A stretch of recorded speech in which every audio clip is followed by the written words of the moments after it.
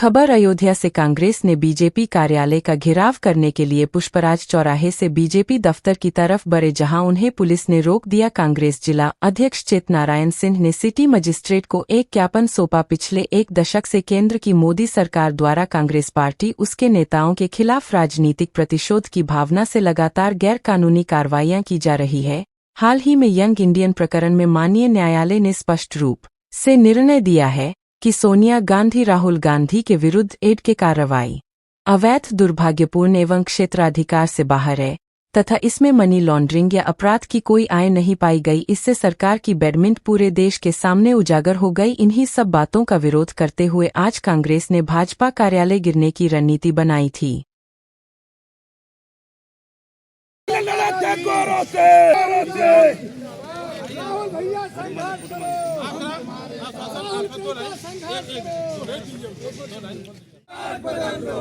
बदल दो, ताज बदल दो,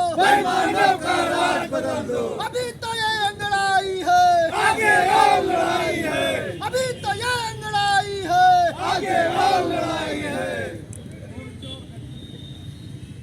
है भारतीय जनता पार्टी के खिलाफ एक बड़ा दबाव जो भारतीय जनता पार्टी विपक्ष के नेताओं पर संवैधानिक पदों के अनुसार बैठ करके ईडी सीबीआई से कर रही है। इसके खिलाफ हमारा भारतीय जनता पार्टी के खिलाफ एक बड़ा रोष है और वह बताना चाहते हैं कि ये अभी केवल अंगड़ाई है। अगर आपने अपनी हरकतें बंद नहीं की तो पूरे हिंदुस्तान में पूरा कांग्रेसी सड़कों पर उतरेगा।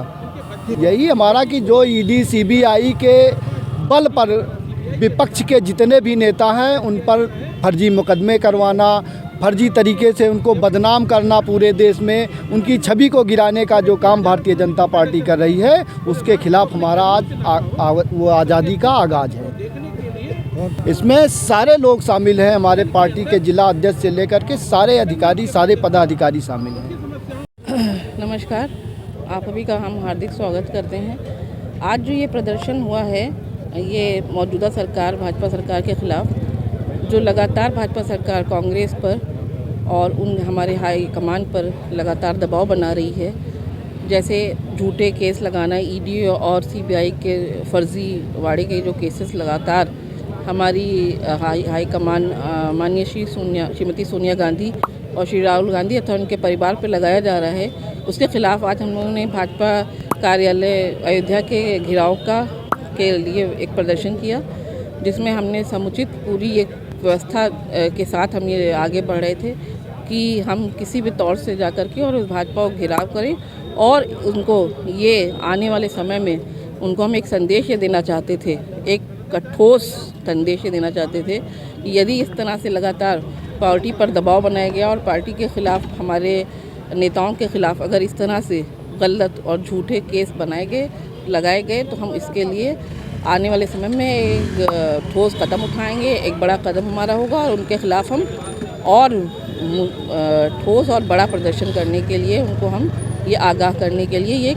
एक हमारा प्रदर्शन आज किया गया था। ज्ञापन भी दिया जी, हमारे यहाँ आज ज्ञापन भी सौंपा गया है और सिटी मजिस्ट्रेट को हमने एक ज्ञापन सौंपा और ये इसके लिए हमने आइंदा के लिए उनको ये बताया है कि अगर इस तरह से हमारे नेताओं के ख़िलाफ़ लगातार जो उन पर हमारे पर दबाव, पार्टी पर दबाव बनाने के लिए केसेस किए जाएंगे, इस तरह से उनको परेशान करने के लिए ऐसे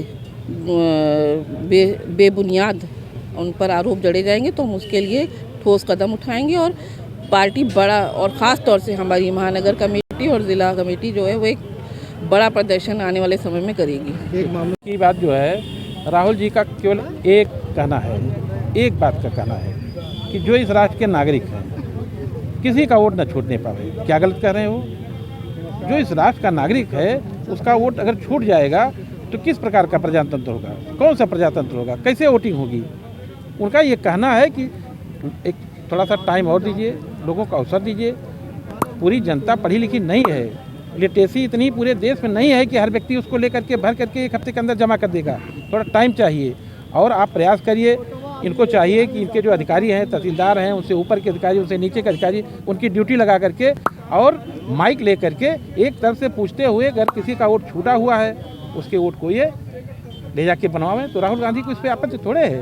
उनका ये कहना है कि हर व्यक्ति का वोट बन जाए। क्योंकि हर गरीब व्यक्ति का अगर वोट नहीं बनेगा तो प्रजातंत्र के साथ बहुत बड़ा मजाक होगा।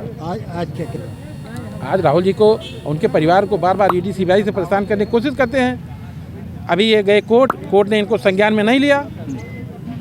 उसमें हम लोगों ने कहा आज हम भारतीय जनता पार्टी के कार्यालय को घेरेंगे।